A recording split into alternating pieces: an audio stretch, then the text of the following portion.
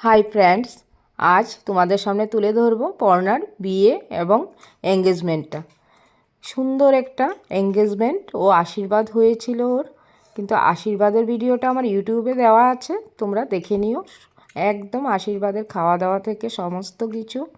আর এঙ্গেজমেন্টের দুটো ভিডিও আমার কাছে ছিল, সেটাই তুলে ধরলাম তোমাদের কাছে বিয়ের মধ্যেই। সত্যি দেখো কি সুন্দর আয়োজন হয়েছিল, যা না দেখলে অনুভব করতে পারবে না। মেয়েগুলি কেমন ছোট থেকে আস্তে আস্তে বড় হয়ে ওঠে, তারপরে একদিন সকলকে ছেড়ে চলে যেতে হয় শ্বশুর বাড়ি। তেমনি আমরাও একদিন এসেছিলাম, প্রত্যেকেরই যেতে হয়। খুব খারাপ লাগে, আবার আনন্দও অনুভূতি হয়। বলো বন্ধুরা, প্রত্যেকটা মেয়েদের একই জীবন, এইভাবেই বংশ পরম্পরা হয়ে আসছে, আজও চলছে। কি সুন্দর করে কেকটা কেটে নিল, তারপর ওর উডবি হাজব্যান্ডকে খাইয়ে দিল কেক। দুজনেই দুজনকে খাইয়ে দেবে, আর তারপরেই শুরু হবে।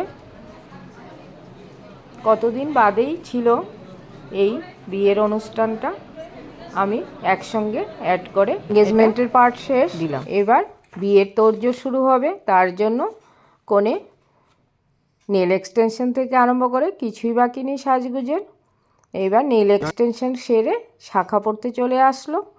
সেই শাখা পরাতে আমিই নিয়ে গেছিলাম দমদম ক্যান্টনমেন্টে, দিদির বাড়ির সামনে। এবার দিদিও চলে আসলো সেখান থেকে, ফ্ল্যাট থেকে নেমে। ওদের নিচেই মার্কেট, সেখান থেকে শাখাটাও পরে নিল। তারপরেই চলে গেল ও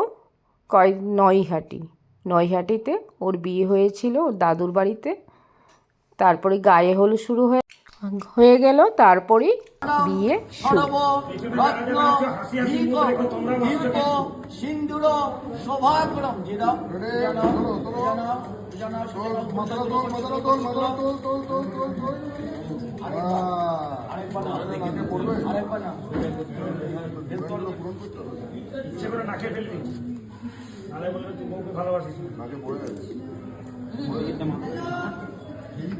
না দেখে পড়াতে গেলে অন্য পড়বে।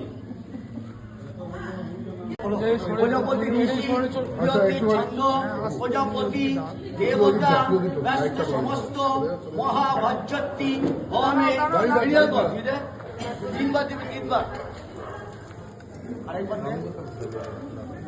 প্রজাপতি ঋষি বৃহতি ছন্দ প্রজাপতি দেবতা ব্যস্ত সমস্ত মহাভাজ্যতি হোমে বিনিয়োগ।